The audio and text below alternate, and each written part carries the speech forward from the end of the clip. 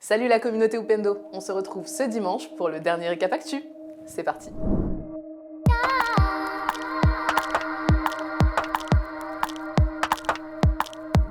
Première actualité, elle se passe en France. Je ne suis pas une salope, je suis une journaliste. Vous avez peut-être entendu ces mots qui sont le titre du dernier documentaire à propos du sexisme dans le milieu des médias et particulièrement dans le milieu du journalisme sportif. Pourquoi tout ça fait du bruit dans une période où on a eu Sciences Po, MeToo l'an passé? Eh bien, il se trouve que encore aujourd'hui, des personnalités publiques minimisent ces problèmes, ces actions. Et en plus, il se trouve que des grandes chaînes, telles que Canal+, précisément, ont coupé les interventions de ces personnalités. Pour donner un nom, Pierre Ménès.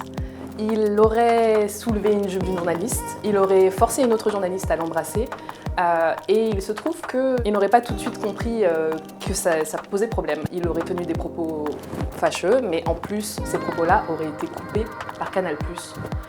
Malheureusement pour Canal+, les extraits sont sortis, ont été diffusés. On vous laisse découvrir le sonore qui vous en dit un peu plus. Je suis peut-être sexiste, mais je suis quand même le seul mec qui a essayé de faire une émission de foot avec que des filles. Est-ce que tu te souviens notamment, on s'était embrouillé toi et moi il y a, je sais pas, 4 ou 5 ans parce que tu avais soulevé ma jupe devant tout le monde, tu te souviens? Tu te souviens? Pas du tout. Tu te souviens pas? Et pas du tout. Ah bah tu vois, moi je m'en souviens. Et ça par exemple, est-ce que tu le referais aujourd'hui? Oh oui. Soulever la jupe de quelqu'un comme ça? Oh oui. Même en sachant que ça peut être humiliant? Ça t'a humilié? Oui. Ah bon. J'en suis désolé, mais est-ce que j'ai été incorrect avec toi une fois? Bah là oui. Non, mais indépendamment de ça. Non, mais on parle de ça, c'est Ouais. tout ce système-là qui fait que justement une normalité. Ah bah, c'est sûr que si t'étais un mec, j'aurais pas soulevé ta jupe. Ça, c'est évident. Ça, c'est mon côté un peu rebelle. Mais quand Je tu dis, moi, dis- si je peux plus chambrer une meuf, parce que c'est une meuf, c'est insupportable. Deuxième actu, elle se passe sur le continent africain, direction Congo-Brazzaville. Tout récemment, le président sortant, après 36 ans au pouvoir, M. Sassou Nguesso, est réélu. Il est donc désormais au pouvoir pour encore quelques années. Cette actualité fait écho à une autre un peu moins divertissante. C'est le décès de son opposant principal, qui donc a disparu quelques heures avant les votes. Guy Brice Parfait Kolela est donc désormais décédé suite à la Covid-19. Il nous propose une dernière vidéo en guise d'au revoir. On vous laisse la découvrir. Paix à son âme. Mes chers compatriotes, je suis en difficulté. Je me bats contre la mort, mais cependant, je vous demande de vous lever. Allez-y voter pour le changement. Je ne me serai pas battu pour rien. Battez-vous. Je ne me serai pas battu pour rien.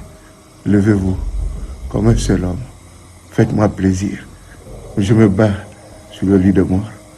Vous aussi battez-vous pour votre changement. Allez-y. Il y va de l'avenir de vos enfants. Battez-vous. Troisième actualité, c'est la Covid. Vous le savez, la société a été transformée de fond en comble par cette pandémie. Et bien, il se trouve que les répercussions sont aussi au niveau des mœurs, au niveau de la psychologie, puisqu'on observe une montée des violences, une montée du racisme anti-asiatique. Ça pose problème, que ce soit en France, aux États-Unis, partout dans le monde. Et donc, pour riposter contre l'augmentation des violences, de nombreuses manifestations ont eu lieu ces derniers jours. On vous laisse découvrir la position des manifestants à Paris pour dénoncer ce racisme anti-asiatique. Nous ne sommes pas virus, les virus n'ont pas de nationalité. Nous sommes parents, nous sommes maman, père. Et moi, je veux vivre en France, car moi, je suis française. Donc, je veux quand même une santé et sécurité chez moi. La personne m'a agressé gratuitement, c'est-à-dire il m'a pas demandé mon téléphone ni mon portefeuille. Il est venu directement, il m'a dit sale chinois, sale chintoc, à cause de toi il y a le confinement et il m'a déboîté le bras à ce moment-là. Quatrième actu.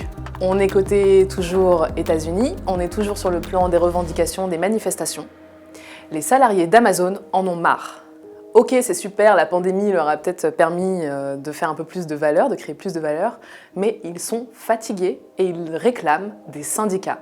En effet, aux États-Unis, Amazon ne permet pas de protéger, comme dans d'autres pays, comme en Italie ou en France, les salariés par un syndicat. Et du coup, les salariés en ont un peu marre. Il y a eu aussi donc des mouvements de contestation en Italie où il y a eu carrément des grèves. Mais qu'est-ce qui se passe exactement chez Amazon ? Laissons les salariés en parler. Amazon fait des milliards d'euros de profits dans le monde et en même temps refuse de redistribuer une partie de ses bénéfices à ses propres travailleurs. Normalement, on fait 80 jusqu'à 100 livraisons par jour. Mais là, j'ai des collègues qui ont dû enchaîner jusqu'à 300 livraisons en une seule journée. Nous sommes traités comme des prisonniers qui sont juste là pour exécuter un travail. 5e actu. On me voit? On me voit pas? On me voit? On me voit pas. Bref, on est d'accord, on en a marre des masques. On peut pas voir les gens dans la rue. On peut pas voir ses collègues. Enfin bref, il y a une barrière qui se crée et c'est normal, c'est pour se protéger du virus. Eh bien, il y a des chercheurs mexicains qui sont aujourd'hui en train de confectionner un masque qui nous permettrait de manger sereinement, de pouvoir juste retrouver un semblant de vie normale, mais tout en étant bien protégé.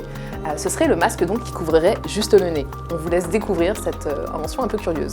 Actividades diarias, que esto es lo importante que queremos resaltar. Cuando todos comemos, pues nos los tenemos que quitar aunque tengan 2 cubrebocas, aunque tengan la careta de plástico, se la quitan.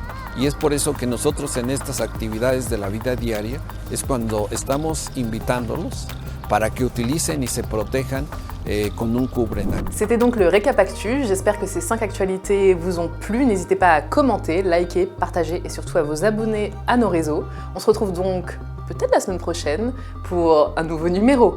D'ici là, on souhaite la bienvenue à Jay, on souhaite un joyeux anniversaire à Charles et on se dit donc à la semaine prochaine. À plus!